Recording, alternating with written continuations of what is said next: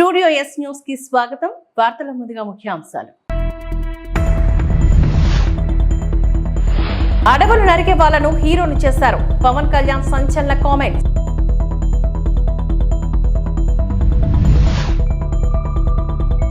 చంద్రబాబు ఏనాడైనా ఒక medical college తెచ్చావా? Meruga Nagarjuna.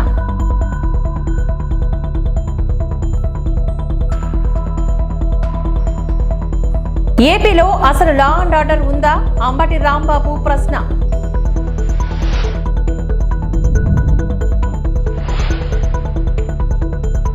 AP deputy CM Pawan Kalyan comments ఇప్పుడు సెన్సేషన్ క్రియేట్ చేస్తున్నాయి. సినిమా హీరోల గురించి ఆయన చేసిన కామెంట్స్ ఆసక్తి రేపుతున్నాయి. 40 ఏళ్ల క్రితం అడవులను కాపాడేవాడు హీరోగా చూపించేవారు. ఇప్పుడు అడవులు నరికి స్మగ్లింగ్ చేసే పాత్రను హీరోలుగా చూపిస్తున్నారని పవన్ వ్యాఖ్యానించారు. మారిన కల్చర్ ఆందోళన కలిగిస్తోందని అన్నారు. ఒకప్పుడు హీరో రాజ్ కుమార్ అడవులను కాపాడే హీరో పాత్ర వేశారు. ఇప్పుడు స్మగ్లింగ్ చేసే పాత్రలు ఎక్కువగా కనిపిస్తున్నాయని అన్నారు పవన్. ఒక సినిమా వ్యక్తిగా అలాంటి సినిమాలు చేయడం తనకు కష్టమని, అది బయటకు మంచి మెసేజ్ ఇవ్వదని కర్ణాటక పర్యటనలో ఉన్న పవన్ పేర్కొన్నారు. కాగా ఏపీలో పవన్ అటవీ శాఖ మంత్రిగా కూడా బాధ్యతలు నిర్వహిస్తున్న విషయం తెలిసిందే. So I was sharing with my colleagues the other day in Aranya Bhavan. I was sharing how the culture transformed. A hero was around 40 years back. He is someone who safeguards the forest. And now the hero is someone who cuts away the forest and who is a smuggler. This we can understand. So Gandha the Gudi is all about safeguarding, and nowadays the current cinema, of course I'm a part of the cinema also. Most of the time I struggle to do such films. I said, am I sending the right message? But of course cinema is different, but the cultural shift, what happened, that was quite interesting for us. So here I would like to, though what I could not do in real life, cinema life, but I wish I'm able to do it in real life. And I'm grateful for politics. I'm grateful for people of AP for choosing me and getting me elected through Pittapuram and taking charge as a deputy CM. And all this power, whatever power I have and whatever influence I could do, it is more for an ecological balance and of course saving the Mother Earth and say Vasudhaika Kutumbam. And it is not just, Earth is not just for few humans, it is for all of us. And me and Kandreji, we share the same dream and same aspirations. And the moment he started speaking, the moment he initiated the dialogue, it was so amazing to learn from him, the man of such commitment, man of highest aspirations. And we could see that our bonding beyond politics, I could connect at a personal level with Kandreji. And I would like to see in future our relationship will grow together, which would benefit both the states, Kandreji. I'm grateful to you for initiating this and supporting us. So in short, we went for a 7-point agenda. One is about red sanders smuggling. The second one is about IT initiatives, how IT initiatives are making wildlife management and forest management quite well through IT initiatives. And second is about ecotourism initiative, which Karnataka is at the forefront. And of course about wildlife poaching and how to contain it, that is one aspect.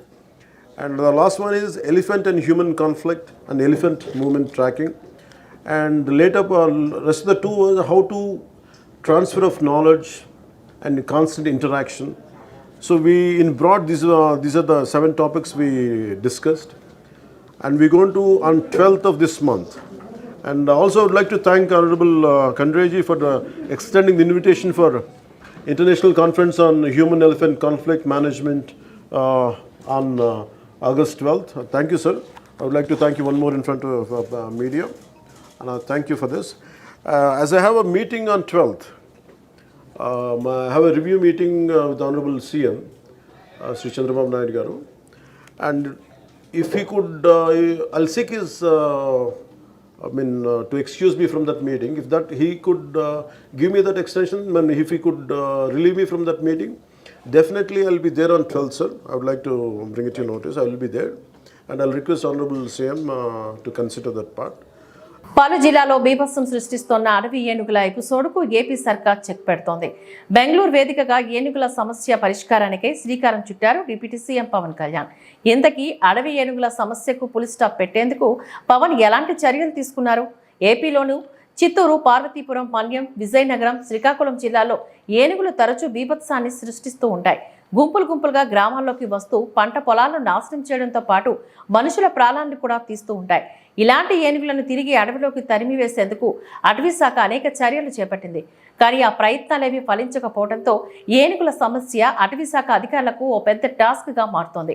దాంతో ఏనుగుల బీభత్సకాండపై కూటమి సర్కార్ focus పెట్టింది.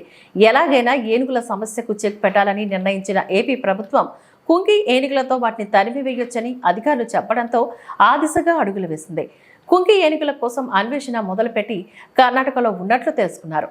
వాటిని ఏపీకి తీసుకువచ్చేందుకు చర్యలు చేపట్టారు.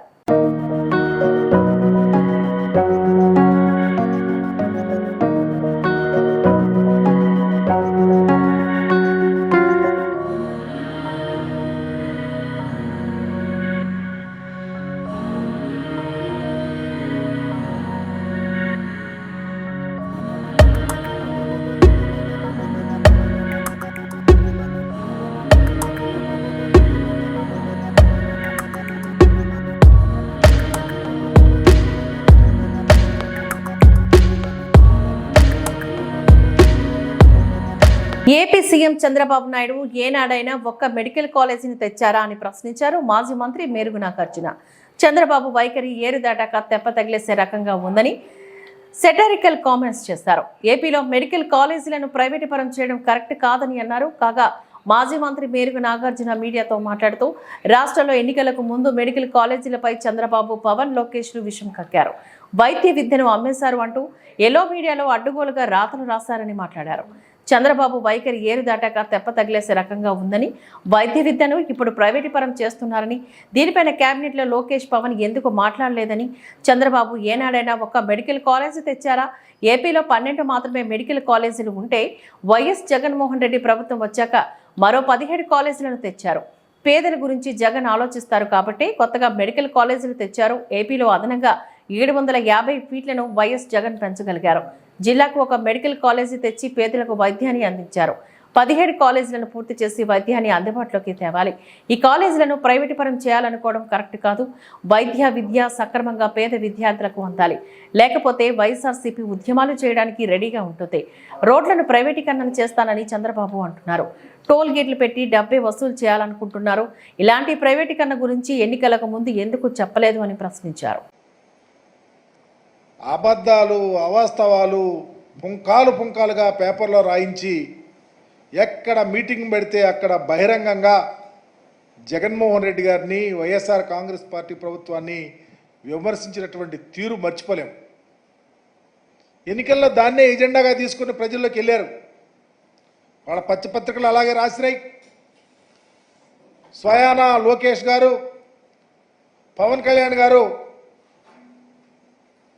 వాళ్ళ యొక్క ప్రతి మీటింగు దీన్నే వాడుకున్నారు. కొత్తగా 17 మెడికల్ కాలేజీలని తీసుకొచ్చి నిర్వహణలో ఎక్కడా ఇబ్బంది జరగకూడదని, ఆర్థికంగా స్వయం సమృద్ధి చెందాలని, పేదవారికి సక్రమైన పద్ధతిలో వైద్యం అందించాలని ఒక గొప్ప ఆలోచనతో జగన్మోహన్ రెడ్డి గారు ఒక రూట్ మ్యాప్ తయారు చేస్తే దానిని వక్రీకరించారు. ఎంత దారుణం అంటే దాని మీద విషం కక్కారు, విషం రాతలు రాశారు. బహిరంగంగా లోకేష్ గారు, పవన్ కళ్యాణ్ గారు అయితే తప్పిది, మేము అధికారంలోకి వస్తే ఈ జీవోలన్నీ క్యాన్సిల్ చేస్తాం, పేద ప్రజలకు అన్యాయం జరుగుతూ ఉందని చెప్పేసి మాట్లాడిన విషయాలు అందరికీ తెలుసు. ఉదాహరణకి ఈనాడు పత్రిక అయితే వైద్య విద్యను అమ్మేశారని, పచ్చపత్రికలు ఇష్టం వచ్చినట్టు పుంకాలుగా రాసిన తీరు చూసాం. ఈ జీవోని రద్దు చేసి మరలా పేద ప్రజలకు అందిస్తాను ఆ సీట్లని చెప్పారు. ఎందుకు రద్దు చేయలేకపోయారు? ఎందుకు ప్రైవేటీకరణకు మద్దతు పలికి రేపు చర్య తీసుకుంటారో సమాధానం చెప్పాలని లోకేష్ని, పవన్ కళ్యాణ్ కూడా అడుగుతా ఉన్నా. మేమేమి అప్పడంగా సీట్లు అమ్ముకొని లబ్ధి పొందరా. ఏనాడు స్వతంత్రం రానప్పటి నుంచి 2019 దాకా ఆంధ్రప్రదేశ్లో 12 ప్రభుత్వ మెడికల్ కాలేజీలు ఉన్నాయి. మేము వచ్చినాక, మా నాయకుడు వచ్చినాక 17 మెడికల్ కాలేజీలను పెడితే ఈ చంద్రబాబు నాయుడు గారు ముఖ్యమంత్రిగా వెలుగొందిన టైంలో ఒక్క మెడికల్ కాలేజ్ తీసుకురాలేకపోయారు. పల్నాడులో వైఎస్ఆర్సీపీ కార్యకర్త నాగరాజు కిడ్నాప్ పై మాజీ మంత్రి అంబటి రాంబాబు స్పందించారు. అసలు రాష్ట్రంలో లా అండ్ ఆర్డర్ ఉందా అంటూ ప్రశ్నించారు. గురువారం ఆయన మీడియా సమావేశంలో మాట్లాడుతూ నాగరాజుకు ఏమైనా హాని జరిగితే తీవ్ర పరిణామాలు ఉంటాయని హెచ్చరించారు. అందరూ చూస్తుండగానే నడి రోడ్డుపై నాగరాజును కిడ్నాప్ చేస్తారని, ఆయన కుటుంబ సభ్యులపై కూడా దాడి చేశారు అంటూ అంబటి రాంబాబు మండిపడ్డారు. మాచర్ల నియోజకవర్గానికి చెందిన నాగరాజు ప్రాణభయంతో వినుగొండ వచ్చారు. పోలీస్ వ్యవస్థ పనిచేస్తోందా, ఎస్పీతో కూడా మాట్లాడాం, నాగరాజుకు ఏ విధమైన హాని జరిగినా చంద్రబాబు బాధ్యత వహించాలి, బెయిల్ మీద బయట వచ్చి కూరగాయల వ్యాపారం చేసుకుంటున్నారు, అలాంటి వ్యక్తిని కిడ్నాప్ చేశారు. నాగరాజు కుటుంబ సభ్యులను కొట్టి టీడీపీ గూండాలు కిడ్నాప్ కి దిగారు. నడి రోడ్డు మీద హత్యలు, కిడ్నాప్ కు జరుగుతున్నాయి. అసలు రాష్ట్రంలోని శాంతి భద్రతలు ఉన్నట్టా లేనట్టా అంటూ అంబటి రాంబాబు ధ్వజమెత్తారు. నాగరాజు అనేటువంటి ఒక వైసీపీ కార్యకర్తని ఆటోలో వెళుతుంటే ఆటోని ఆపి వాళ్ళ బావమరిదిని, తల్లిని, చెల్లిని కొట్టి దారుణంగా ఈడ్చుకు వెళ్ళి స్కార్పియోలో ఎత్తుకుపోయారు. ఇది జరిగింది ఎక్కడో కాదు, ఆంధ్రప్రదేశ్లో వినుకొండలో వెల్లటూరు రోడ్డులో జరిగినటువంటి సంఘటన. ఎంత దురదృష్టకరమైన సంఘటనలు జరుగుతున్నాయో నేను ప్రత్యేకంగా చెప్పాల్సిన అవసరం లేదు. ఈ కూటమి ప్రభుత్వం వచ్చిన దగ్గర నుంచి కూడా అతి దారుణంగా లా అండ్ ఆర్డర్ ఫెయిల్ అవ్వటమే కాకుండా నడి రోడ్డు మీద హత్యలు జరుగుతూ ఉన్నాయి, నడి రోడ్డు మీద కిడ్నాపులు జరుగుతూ ఉన్నాయి. ఈ ఒంటేరు వీరయ్య అనే అతను వాస్తవానికి మాచర్ల నియోజకవర్గానికి చెందినటువంటి వ్యక్తి. పిన్నెల రామకృష్ణారెడ్డి గారి మీద మొన్న పెట్టినటువంటి కేసులో is also an accused. Bail మీద బయట ఉన్నాడు. భయపడి వినుకొండ వచ్చి వాళ్ళ బావమరిది దగ్గర తలదాచుకుంటూ కూరగాయల వ్యాపారం చేసుకుంటున్నాడు. ఆటోలో కూరగాయలు తీసుకొని వెల్లటూరు రోడ్లో వేరే చోటకు వెళుతున్నటువంటి సందర్భంలో తెలుగుదేశానికి చెందినటువంటి వ్యక్తులు, రౌడీలు దారుణంగా వచ్చి ఆటో ఆపి వాళ్ళ బావమరిదిని కొట్టి నరికి తల్లి చెల్లెలను పక్కకు నెట్టి ఇతన్ని తీసుకొని కిడ్నాప్ చేసుకొని వెళ్ళిపోవటం అనే దాన్ని మనం చూస్తే ఇవాళ రాష్ట్రంలో ఏం జరుగుతుందన్న, రాష్ట్రంలో అసలు లా అండ్ ఆర్డర్ ఉందా? హోమ్ డిపార్ట్మెంట్ పనిచేస్తుందా? పోలీస్ వ్యవస్థ పనిచేస్తుందా? నడి రోడ్డు మీద వినుకొండ లాంటి సమస్యాత్మకమైనటువంటి నియోజకవర్గం, మొన్ననే వినుకొండలో అతి దారుణంగా ఒక వ్యక్తిని నడి రోడ్డు మీద బహిరంగంగా నరికి చంపినటువంటి వినుకొండలో లా అండ్ ఆర్డర్ లేదే. ఎవరిని పడితే వాళ్ళని ఎత్తుకుపోతున్నారే. వారం రోజుల క్రితం కేరళ రాష్ట్రంలోని వైనాడ్తో ప్రకృతి సృష్టించిన బీభత్సం అంతా ఇంత కాదు. కొండ చర్యలు విరిగిపడి 360 మందికి పైగా ప్రాణాలు కోల్పోయిన విషయం తెలిసిందే. విపత్తు బాధితులకు అండగా నిలబడేందుకు గాను సినీ పరిశ్రమలో పలువురు స్టార్స్ ముందుకు వచ్చారు. తన వంతు బాధ్యతగా స్పందించిన మెగాస్టార్ చిరంజీవి, ఆయన తనయుడు గ్లోబల్ స్టార్ రామ్ చరణ్లు సంయుక్తంగా ₹1 కోటి విరాళాన్ని ప్రకటించిన సంగతి తెలిసిందే. ఈ మొత్తాన్ని సీఎం రిలీఫ్ ఫండ్కు అందజేయనున్నట్లుగా తెలిపారు. ఈ క్రమంలో నేడు మెగాస్టార్ చిరంజీవి కేరళకు వెళ్లారు. త్రివేండ్రంలో విమానాన్ని దిగిన వెంటనే చిరు నేరుగా కేరళ ముఖ్యమంత్రి పినరయి విజయన్ కార్యాలయానికి వెళ్లారు. అక్కడ సీఎం విజయన్తో భేటీ అయ్యారు. ఈ సందర్భంగా ₹1 కోటి చెక్కును ముఖ్యమంత్రికి అందజేశారు.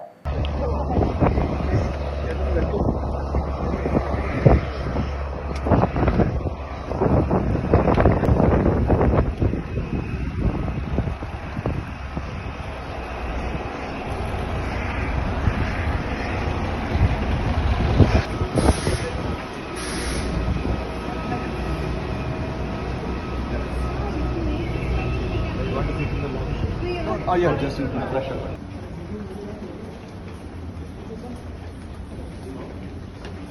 వీధి కుక్కల నియంత్రణకు కట్టుదిట్టమైన చర్యలు తీసుకోవాలని వనపర్తి జిల్లా కలెక్టర్ ఆదర్శ సురభి ఆదేశించారు. వనపర్తి జిల్లాలో గురువారం వనపర్తి పట్టణంలో నాగవరం శివారు ఊరుకుట వద్ద కొత్తగా నిర్మితమైన జంతు జన నియంత్రణ కేంద్రాన్ని అదనపు కలెక్టర్ లోకల్ బాడీ సంజిత్ గంగర్వర్తో కలిసి పరిశీలించారు.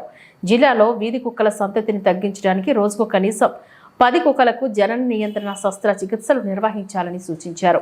జిల్లాలోని నలుమూల నుంచి వీధి కుక్కలను తీసుకువచ్చి సురక్షితమైన పద్ధతిలో శస్త్రచికిత్సలు నిర్వహించేందుకు గాను యానిమల్ వెల్ఫేర్ కేర్ సెంటర్ను ఏజెన్సీతో ఒప్పందం చేసుకోవడం జరిగింది. శస్త్రచికిత్సలు నిర్వహించేందుకు అవసరమైన సదుపాయాలు, సిబ్బందిని సమకూర్చుకోవాలని మున్సిపల్ కమిషనర్, జిల్లా పశుసంవర్ధక శాఖ అధికారిని సూచించారు.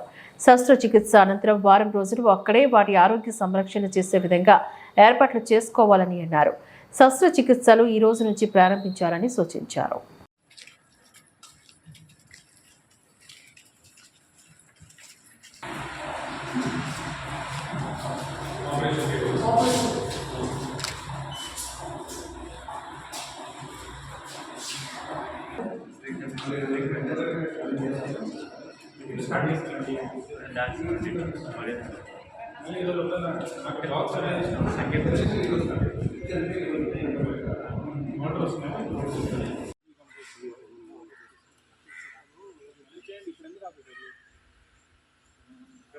ఎవరు ఉన్నట్టే ఇప్పుడే వచ్చినట్టు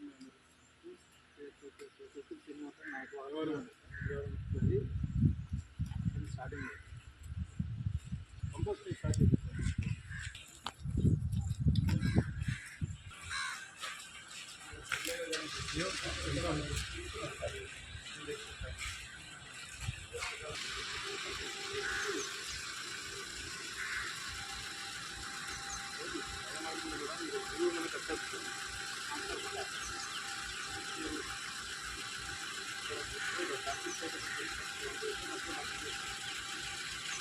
అనకాపల్లి జిల్లా నర్సీపట్నం నార్కోటిక్ డాగ్తో ముమ్మర తనిఖీలు చేపట్టిన నర్సీపట్నం పోలీసులు.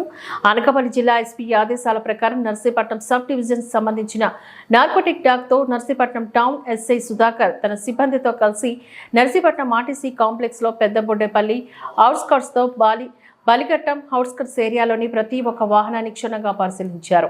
ఈ సందర్భంగా ఎస్ఐ సుధాకర్ మాట్లాడుతూ ప్రజలు మాదక ద్రవ్యాల బారిన పడకుండా సక్రమంగా ఉండాలని అవగాహన కల్పిస్తూ ఏజెన్సీ నుంచి నర్సీపట్నం మీదుగా విశాఖపట్నం ఇతర ప్రాంతాలకు వెళ్లే ప్రతి ఒక్క వాహనాన్ని నార్కోటిక్ డాగ్ సహాయంతో క్షుణ్ణంగా తనిఖీలు నిర్వహించడం జరిగిందని చెప్పారు.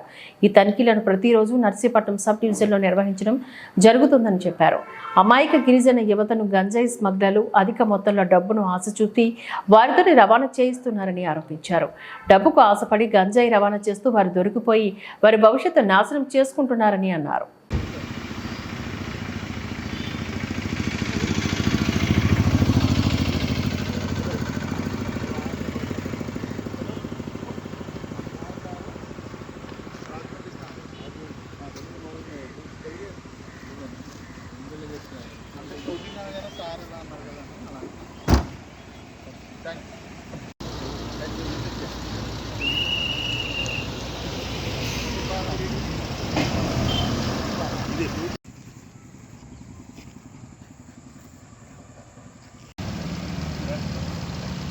మేము బ్యాక్ తర్వాత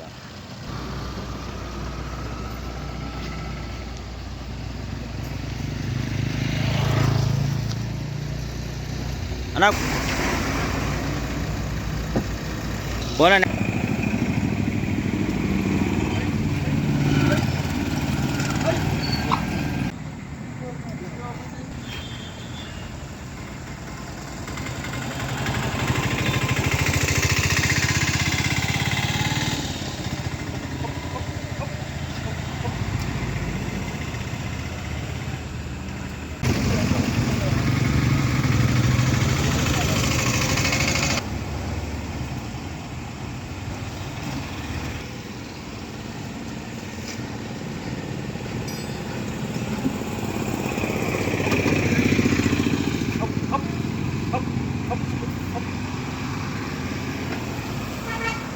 ఆంధ్ర ఈలో ఇంకే ఆన్లైన్ ఉంటాయండి బూమింగ్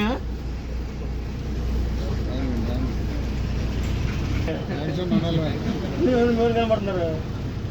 ఇదే బ్యాగ్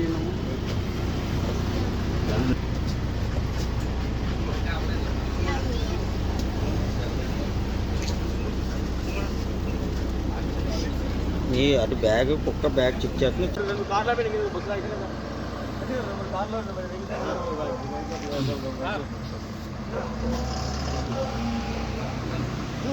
నమస్కారం అండి.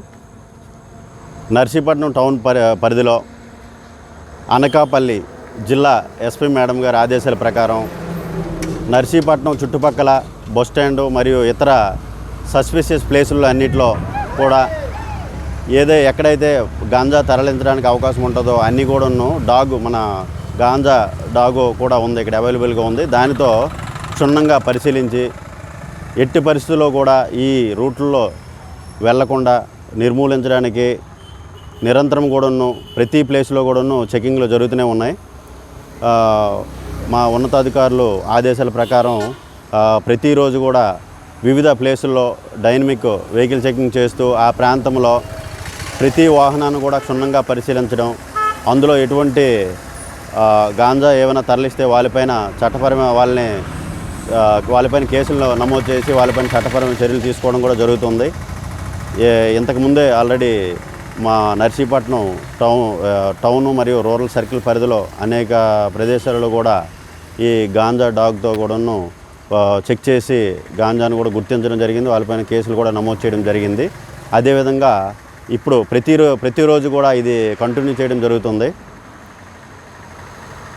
ముఖ్యంగా ఈ నర్సీపట్నం పరిసర ప్రాంతాలు ప్రజలకి చెప్పవలసింది ఏంటంటే, ముఖ్యంగా విద్యార్థులు ఎక్కువగా డబ్బులకి ప్రలోభాలకు గురై వాళ్ళు గాంజా తరలించడానికి వెళ్తూ అనేక కేసుల్లో ఇరుక్కుపోతున్నారు.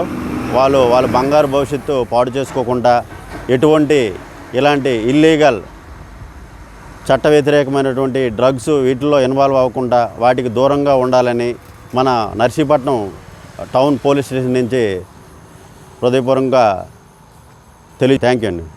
డాక్టర్ బిఆర్ అంబేద్కర్ కోనసీమ జిల్లా ముమ్మిడివరం నియోజకవర్గం ముమ్మిడివరం మండలం ప్రాథమిక పాఠశాలలో విద్యార్థుల తల్లిదండ్రుల ఆధ్వర్యంలో విద్యా కమిటీ చైర్మన్గా కాకా శ్యామలరావును వైస్ చైర్మన్గా వెంకటలక్ష్మిని ఎన్నుకోవడం జరిగింది అని స్కూల్ యాజమాన్యం తెలిపారు. చైర్మన్ శ్యామలరావు మాట్లాడుతూ, ఈరోజు నాకు అప్పగించిన బాధ్యతను పాఠశాల యొక్క అభివృద్ధికి కష్టపడి పనిచేస్తానని అన్నారు. ఏ సమస్య ఉన్నా స్థానిక ఎమ్మెల్యేను ప్రభుత్వం అధికారులను కలుపుకొని అభివృద్ధికి ఈ 2 సంవత్సరాలు కృషి చేస్తానని ఆనందాన్ని వ్యక్తం చేశారు. పాఠశాల హెడ్ మాస్టర్ హనుమంతు ఈ సందర్భంగా మాట్లాడుతూ, ప్రభుత్వ నిబంధనల ప్రకారం స్కూల్ మేనేజ్మెంట్ ఎన్నికలు చాలా సజావుగా ఎటువంటి ఇబ్బందులు లేకుండా సక్రమంగా నిర్వహించడం జరిగిందని చెప్పారు. నూతన కమిటీకి మరియు విద్యార్థుల తల్లిదండ్రులకు నేను మనసారా కృతజ్ఞతలు తెలుపుకుంటున్నానని తెలియజేశారు. ఈ కార్యక్రమంలో పాఠశాల ఉపాధ్యాయులు, విద్యార్థుల తల్లిదండ్రులు పాల్గొన్నారు. నేను డాక్టర్ బిఆర్ అంబేద్కర్ కోనసీమ జిల్లా బాయ్స్ హై స్కూల్ చైర్మన్గా వారు ఎన్నికయ్యాను. ముమ్మిడివరం నా సహోదరులు నన్ను ఎలా ఎన్నిక చేసుకున్నారు. నాకు ఇచ్చిన ఈ అవకాశాన్ని సద్వినియోగం చేసుకుంటాను. అలాగే స్కూల్లో ఏ అయితే సమస్యలు ఉన్నాయో ఆ సమస్యలన్నీ ఖచ్చితంగా పై వాళ్ళకి తీసుకెళ్ళి ఆ సమస్యలు పరిష్కారం చేయడానికి ఉన్న 2 సంవత్సరాలు కృషి చేస్తానండి. నమస్కారం. నా పేరు అంబేద్కర్ కోనసీమ జిల్లా పరిషత్ పాఠశాలకి అందరికీ హెల్ప్ చేస్తాను. ఎంతో కష్టపడి కృషి చేస్తామని నేను మాటిస్తున్నాను. ఈరోజు జిల్లా పరిషత్ ఉన్నత పాఠశాల ముమ్మిడివరంలో ప్రభుత్వ నిబంధనల ప్రకారం స్కూల్ మేనేజ్మెంట్ కమిటీ ఎన్నికలు చాలా సజావుగా ఎటువంటి ఇబ్బందులు లేకుండా జరిగాయి. మరి ఆ స్కూల్ మేనేజ్మెంట్ ఎన్నికలు నిబంధనలు గవర్నమెంట్ ఏదైతే నిబంధనల్ని పాటించమని చెప్పిందో అవన్నీ కూడా మేము తూచా తప్పకుండా పాటించి చక్కగా ఈ కమిటీని ఎన్నుకోవడం జరిగింది. ఈ కమిటీలో కాకి శ్యామలరావు గారు చైర్మన్ గాను, వెంకటలక్ష్మి గారు వెంకటలక్ష్మి గారు వైస్ చైర్మన్గా ఎన్నుకోవడం జరిగింది. మరి వారందరికీ మనకి వారికి చక్కటి విధి విధానాలను కూడా చెప్పడం, వారి చేత ప్రమాణం చేయించడం జరిగింది. మరి దీనికి సహకరించినటువంటి ఈ యొక్క కమిటీ ఎన్నిక సజావుగా చేయడానికి సహకరించిన గ్రామస్తులు, అలాగే వివిధ పార్టీ నాయకులంతా కూడా సహకరించారు. వారందరికీ ధన్యవాదాలు తెలియజేస్తూ, మరి తల్లిదండ్రులు కూడా చాలా యాక్టివ్గా పాఠశాలకు వచ్చి టైంకి వచ్చి చక్కగా ఈ ఎన్నికల్లో పాల్గొనడం జరిగింది. మరి పాఠశాల అభివృద్ధిలో కమిటీ యొక్క భాగస్వామ్యం గురించి వారు వివరించడం, వారు కూడా హామీ ఇవ్వడం జరిగింది. చైర్మన్ గారు కానీ సభ్యులు కానీ హామీ ఇవ్వడం జరిగింది. మరి వారి సహకారంతో పాఠశాల ముందుకు తీసుకెళ్ళడానికి నేను మా స్టాఫ్ కూడా ప్రాజెక్టులో ప్రయత్నం చేస్తామని తెలియజేస్తూ, ఈ చైర్మన్ పదవి యొక్క ఎవరున్నాయి విద్యార్థుల తల్లిదండ్రులు వాళ్ళందరూ వచ్చి ఎన్నుకోవడం జరిగిందని. ఈ పదవి ఎన్నాళ్ళు ఉంటుందండి? 2 సంవత్సరాలు పదవి కాలం 2 సంవత్సరాలు ఉంటుంది సార్. ఆ 2 సంవత్సరాలు పదవి ఉంటారు. మధ్యలో కనుక పాఠశాలను విడిచి వెళితే ఆ విద్యార్థి సంబంధించిన పేరెంట్ పదవి ఆటోమేటిక్గా రద్దు అవుతుంది. వారి స్థానంలో కొత్త వారిని. ఈ వార్తలు ఇంతటితో సమాప్తం. నమస్కారం.